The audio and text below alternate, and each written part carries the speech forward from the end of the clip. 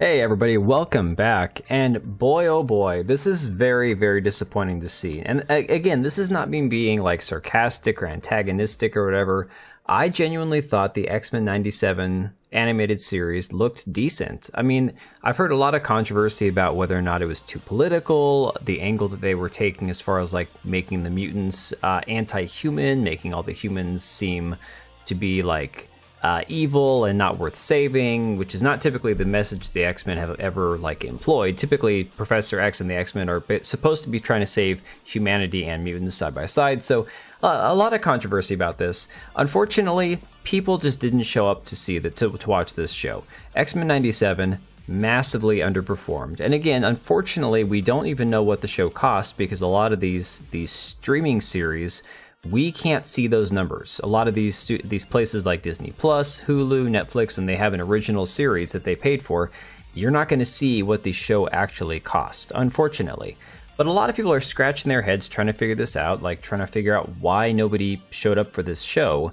And the Quartering on Twitter pointed out maybe this had something to do with it. And you can see the meme of Rogue's butt getting edited out and censored, where they used to have the juicy backside here, and here she's flat as a board.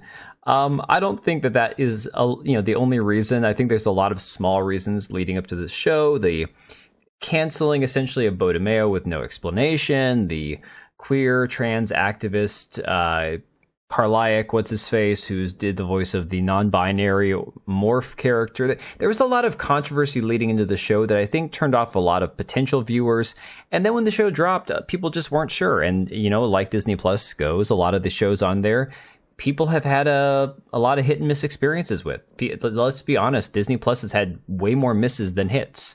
So now we're seeing a much more widely talked about show, and even more viewed, although not by much, show with Doctor Who having their ratings just completely tank after the cast and crew have repeatedly told viewers, don't watch, turn off the TV, the show's not for you, it's not for the straight white people. And the crazy thing about this is, if I were to be somebody that would jump into Doctor Who and try giving it a chance, this is not something that would make me want to watch it. And to be fair, there's plenty of millions of people who've been around for years watching Doctor Who. That's fine. Those are the people that are leaving the show. The faithful viewership are leaving, they're turning their back, and they're not coming back. And it's completely due to the choices that Russell T Davies, that the cast and crew have, taken to try and push out the original viewership, the actual viewer base of this show. They've started pushing things like the sexual identities and drag queens and transgenderism and all these ideas into a show that, while yes, Doctor Who, I'm sure, was plenty progressive, and everyone's always like, oh, it was always a very liberal, progressive show. Sure. But progressive and liberal for the 90s or 80s or even the early 2000s is not what we have with modern left-wing progressivism. This is a completely different ball of wax, okay? This is a completely whole different thing. And we've seen this now with this really cringe character that they created, this maestro character, which is essentially just a man in drag. And I guess the villain goes around eating musical notes and trying to consume music, lecturing somebody about pronoun usage because they are them, not he or she. You have Ncuti Gatwa going out here calling himself a piece of chocolate, basically. There will be no way to not. You have to address race. I think the Doctor has been... this is the first time the Doctor has been black for this long, and he tends to spend most of his time on Earth. It's a favorite of his.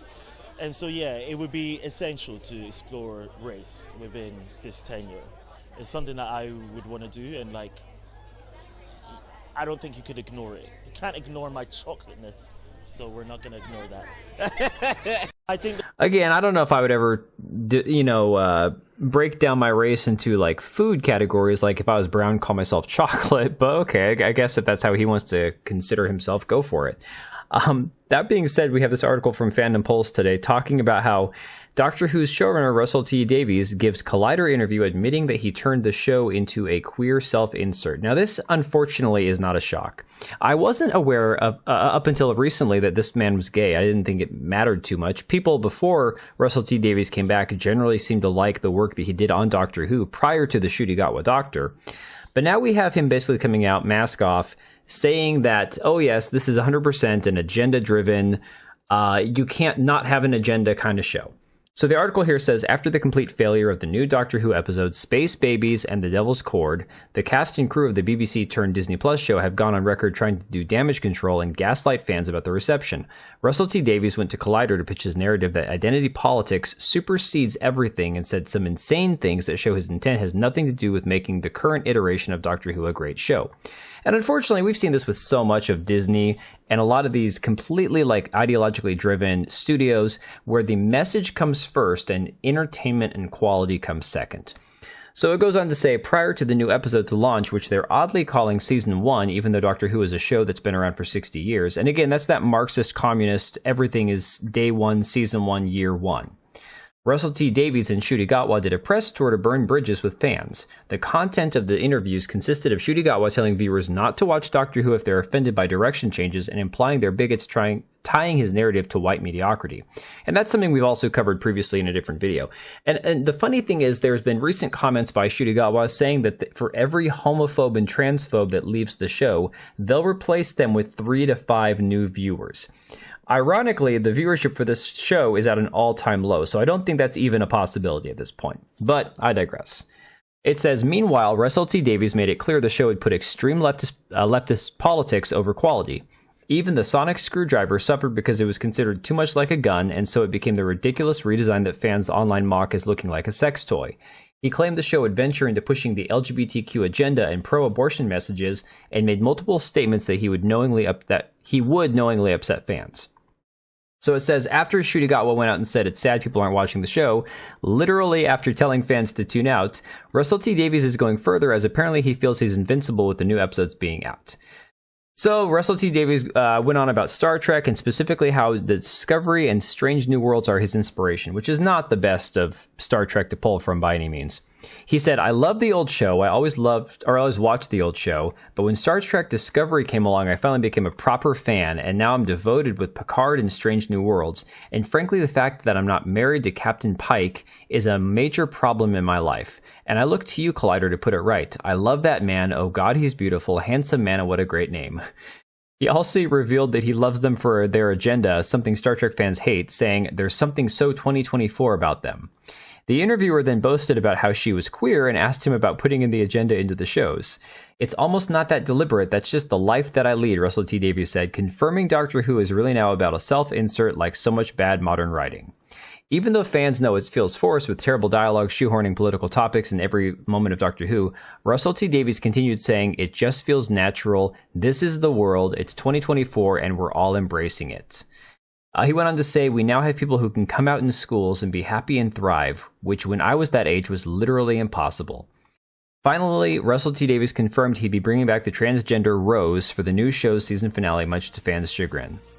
The article here wraps up saying, even with poor ratings and fan reaction, Russell T Davies is proud of destroying the Doctor Who legacy with extremist politics and evil gender ideology. And unfortunately, this is just par for the course with modern Hollywood. This is what we're going to see moving forward with everything, whether it's Star Trek, Star Wars, Doctor Who, XMen, Marvel, you name it, superhero movies, it doesn't matter what it is. This complete revisionist, Marxist, year one, day one, rewriting of history and changing traditionally wholesome heterosexual characters to fit more of a diverse lens or narrative where they race swap, gender swap, orientation swap, you name it. This is just what we see nowadays. It's why so much of modern entertainment is just absolute trash. And unfortunately, it's sad to see because a lot of fans keep sticking out and they're just trying, they're holding out, hoping that something gets better. And unfortunately, it just doesn't look like it's going to anytime soon. So let me know what you think about all this down below and we will catch you later. Alright, and if you made it this far, thank you so much for watching the video. Thank you for being here. I do have 2 channels, Minimal Effort Podcast, as well as my gaming channel. I do have a Twitch and Kick for my gaming channel. We do live streams over there occasionally, maybe once a week. And then if you are in the market for a new PC, make sure to check out Meta PCs. Click the link I have down below. Use code TBO at checkout for a special discount.